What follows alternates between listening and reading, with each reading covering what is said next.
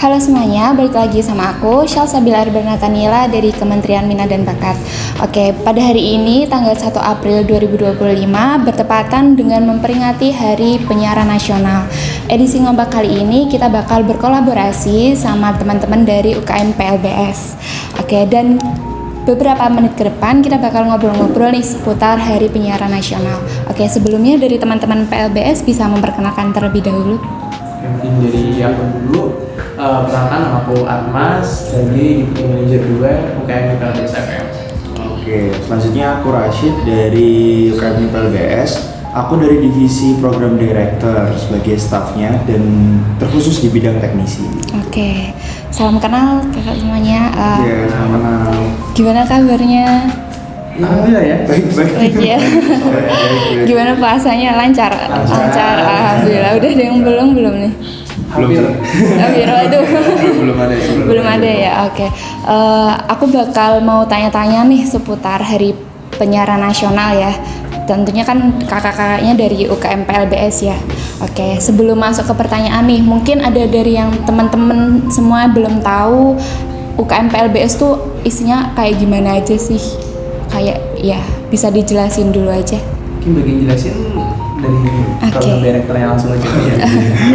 Jadi PLBS itu mungkin salah satu UKM radio di Polines ya yang bergerak di bidang broadcasting. Terus kita juga ada siaran melalui radionya juga ada. Terus kita juga sekarang mulai merambah ke arah streaming di YouTube nih. Jadi program-program siar kita itu selain kita siarin di radio terkhususnya, kita juga siarin di YouTube-nya kita juga ya. Dan nanti mungkin next akan siaran di tempat lain juga ya Mbak ya. Oke. Mungkin nanti ke TikTok atau ke Instagram juga, nanti kita lebih luasin lagi gitu sih. Oke, itu ya teman-teman mungkin bisa dicatat ya. Mungkin bisa langsung aja ke pertanyaannya ya. Oke. Dari kakak-kakak PLBS sendiri nih, kenapa sih lebih tertarik sama radio? Bahkan kan padahal banyak media lain nih yang mungkin lebih menarik daripada radio gitu. Oke, boleh. Jadi mungkin alasan dari sisi personal kali ya, kenapa milih radio sebagai wadah untuk mengeksplor diri gitu kan. Karena ini sih radio itu kan kayak bisa dibilang awal mula dari semua podcast, terus kemudian acara-acara mungkin dari TV dan sebagainya itu kan diawali dari radio itu sendiri kan. Jadi kayak kita pengen belajar nih dari yang awalnya sampai nanti kita bisa berkembang lebih ke sana. Itu sih kalau alasan pribadi gue. Ini dari siapa? Kalau aku itu alasan kenapa radio dari kecil sih, soalnya waktu kecil itu waktu SD sih lebih tepatnya itu aku kan sekolah pagi kan biasanya. Nah, orang tua itu selalu puterin radio terus tuh, jadi kayak entah di rumah, di mobil atau dimanapun tuh selalu puter radio terus. Jadi kayak dari kecil tuh emang udah ke mindset buat udah suka radio dari lama gitu loh. Aduh, gitu. Vintage abis ya kayaknya ya. Oke, kalau dari UKM PLBS ini kan berarti kan sebagai penyiar nih ya. Mungkin ada nggak sih skill khusus atau keahlian khusus yang harus dimiliki seorang penyiar itu? Bridging lagu pasti, terus belok-belokin bahasan sih. Biasanya kan teman-teman siaran kita kan beda-beda kadang kan. Kadang kita ada belum kenal dekat banget sama dia atau gimana pun itu. Kadang mereka ngomong apa atau salah ngomong kita harus bisa langsung counternya kayak gimana kayak salah ngomong kita langsung counter atau kita yang salah ngomong kita juga langsung counter. Jadi kayak lebih cepat peka adaptasinya gitu. Terus mungkin kalau dari aku sendiri sih sebenarnya itu mungkin skill khusus ya, cuma itu tetap bisa dipelajarin sih mau gimana pun, karena basically kan kita biasa ngomong ya, kita manusia kan bisa biasa ngomong nih, jadi pastinya kita udah punya basic paling dasar sebagai seorang penyiar itu sih. Oke, terus kalau kalian kan pastinya tetap harus menjaga kualitas buat memikirkan konten-konten siarannya itu ya. Nah, gimana sih kalian buat ngejaga kualitas itu sendiri? Soal kualitas kali ya, mungkin kita kan ada namanya beberapa divisi ya. Iya. Nah, di divisi itu ada salah satunya untuk on air, itu ada divisi program director ya, sebagai divisinya Rashid, dan juga ada broadcast operator ya. Oke. Nah, jadi di sana tuh kita punya standar di mana kayak contoh kita mau bahas apa nih hari ini. Nah, itu udah dirancang khusus kira-kira berita yang terkini apa, yang enak lagi dibahas tuh apa, itu sama teman-teman dari program director. kemudian untuk lagu yang cocok itu apa, yang lagi hybrid, bahasa orang zaman dulu hybrid ya, yang lagi hype-nya itu apa, itu udah dirancang juga sama tim dari Broadcast Operator. Kita udah standar khususnya. Oke. Terus kalau dari pengalaman kakak-kakak sendiri nih, ada nggak sih pengalaman yang paling menarik atau yang nggak bisa dilupain waktu saat siaran? Wah, gimana tuh sih? Kalau aku pribadi di PLBS itu lebih sering podcast. Dan siaranku itu mungkin 2 kali atau 3 kali ini deh. Tapi di siaran pertama dan keduaku ini aku dapat wawancara orang yang spesial sih menurutku. Karena waktu pertama kali aku siaran sama partnerku itu kita langsung siaran sama Presma. Wow. Jadi first time siaran terus tiba-tiba gantian guest star gitu kayak masuk Presma. Jadi menurut kita pengalaman yang apa ya, nggak bisa dilupain sih pasti. Terus juga di situ mungkin kan kita belum kenal dekat sama Presma sama guest starnya. Dari awal mungkin kita juga belum ngobrol panjang. Jadi waktu siaran pasti 5 menit 10 menit pertama tuh kayak masih bingung lah, kayak apa yang kita ngomongin, mau ngomong apa sih, lain-lain tuh masih ada sih gitu.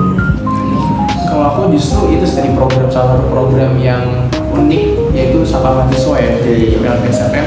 Jadi di mana kita dari PLBS FM itu mengundang teman-teman dari Ormawa atau HMJ atau dari BEM juga untuk datang ke studio kita untuk kita ngobrol bareng. Dan itu kita jadi dapat teman baru, kemudian insight-insight baru itu yang menurutku pengalaman yang gak bisa tergantikan ya di PLBS FM sama siaran gitu. Nambah relasi ya. Oke. Terus juga kalian sebagai penyiar nih, apa sih tantangannya buat kalian itu gimana, dan solusinya tuh apa buat kalian sendiri? Ini aku dulu ya. Kalau tantangan jadi mungkin lebih tepatnya karena di zaman yang udah mulai modern ya. Iya. Jadi radionya udah mulai banyak orang yang mulai tersingkirkan zaman lah ya, bilang ya. Redup lah ya. Nah itu menjadi tantangan tersendiri buat kita bisa tetap eksis nih. Makanya kita di tahun ini kita coba untuk streaming di YouTube, dan kedepannya di periode yang akan datang juga kita akan coba kembali lagi di streaming di platform lainnya juga. Oke. Aku juga mungkin sama sih kurang lebih ya, tantangannya ya karena makin kesini itu penyiar tuh makin hilang sih menurutku. Bahkan kadang mungkin kita pernah radio kampus ke radio swasta juga, kita itu udah kenal satu penyiar muda tuh cuma 1-2 orang doang dari setiap stasiun radionya gitu loh. Jadi kalau dulu misalnya banyak anak-anak muda yang masih daftar juga di penyiar di stasiun swasta itu, sekarang kayak udah mulai kurang gitu loh. Karena sekarang pada content creator, terus pada influencer segala macam. Jadi kayak ini mungkin jadi tantangan baru sih bagi kita kalau misalnya nanti kita mau masuk ke penyiaran ini semuanya. Oke, terus pandangan kalian terhadap masa depan buat radio nih khususnya, mungkin kan di tengah-tengah persaingan media-media atau platform digital lainnya ya. Nah, pandangan kalian itu gimana sih mengenai tersebut? Dan aku pribadi tentunya itu tuh jadi satu hal yang positif tentunya, dimana kita sebagai penyiar tuh jadi nggak nyaman di zona nyaman aja, tapi kita coba buat ngembangin lagi nih, pelajari lagi platform yang baru, dan mungkin bisa ngemas ide kreatif, jadi tantangan yang justru jadi hal yang positif ya buat kita. Kayak sebenarnya sekarang kan stasiun radio swasta itu udah mulai meranah ke media visual ya, kayak media TikTok, YouTube dan lain-lain. Itu juga menurutku sebagai langkah awal buat mereka eksis lagi sih ke depannya. Selain kita juga pakai stasiun FM-nya itu atau sinyal FM-nya itu, kita juga meranah ke yang lain. Itu menurut kita juga udah bisa struggle lagi, bisa mulai bangkit lagi sih. Oke, terus gimana sih caranya kalian nih sebagai penyiar biar orang-orang khususnya anak muda ya zaman sekarang tuh biar bisa tertarik sama radio lagi gitu? Oke, ini ya kalau dari aku pribadi yang pertama tuh dari UKM PLBS FM ini kita nge-branding lagi, nge-rebrand lagi program siaran kita. Yang tadinya dulu hanya berapa siaran dulu tuh cuma 2 atau 3. Itu kita coba tambah lagi, kemudian kita sesuaikan lagi dengan kebutuhan mahasiswa di Poines, bahkan di area Cakupan Semarang juga gitu. Kira-kira butuhnya apa, kita coba bikin program baru. Selain itu juga kita juga ke ke YouTube juga, Oh, iya. YouTube dan juga ke Spotify ya. Spotify dan Noise buat kita podcast ya. Sebenarnya kita nggak cuma siaran doang, kita juga ada podcast juga di Noise sama Spotify. Dan mungkin kalau masalah apa ya, rating yang paling bagus kita ya di siaran tadi itu sama mahasiswa, dan itu juga kita sebagai Valsis juga selalu rebrand terus gimana caranya biar bisa dikenal di radio-radio ini kayak gimana, terus kita juga branding lagi terus menerus gitu. Kalau yang di Spotify itu ngepostnya apa?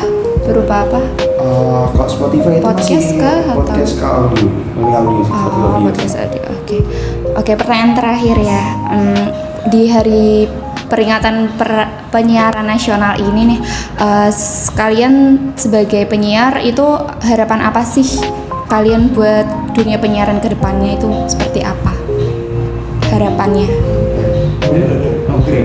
Mungkin kalau dari aku harapan ya, yang pastinya pengen balik lagi komunitas radio itu semakin berkembang lagi lah, balik ke zaman dulu, dengan harapan juga di mana topik-topik yang dibahas itu juga bisa ngikutin zaman sih. Itu harapan yang paling aku harapkan banget lah.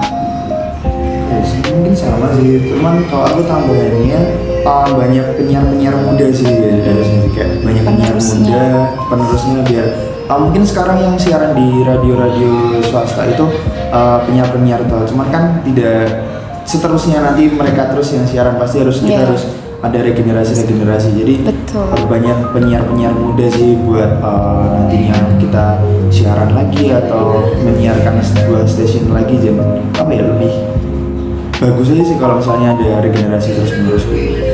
Oke, semoga harapannya bisa terwujud ya.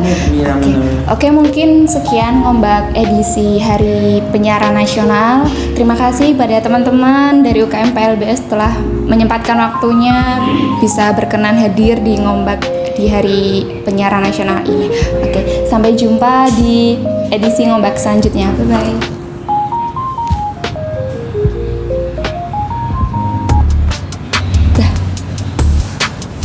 Berapa menit?